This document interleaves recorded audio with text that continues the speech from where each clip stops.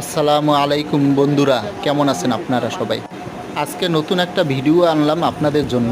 দেখতে পাচ্ছেন এখানে মাছ ছাড়া হবে, তাই শুরুতে প্রথমে মাছগুলো ওজন করা হচ্ছে। কত কেজি মাছ ছাড়া হচ্ছে সেটি ওজন করা শেষে মাছগুলো এখন পানিতে ছেড়ে দেওয়া হলো। এখানে রুই, কাতল, মিরকা এ ধরনের মাছগুলো ছাড়া হচ্ছে, আপনারা দেখতে পাচ্ছেন। এই ধরনের আরও ভিডিও পেতে হলে আমার চ্যানেলটি সাবস্ক্রাইব করুন, আমার সাথে থাকুন।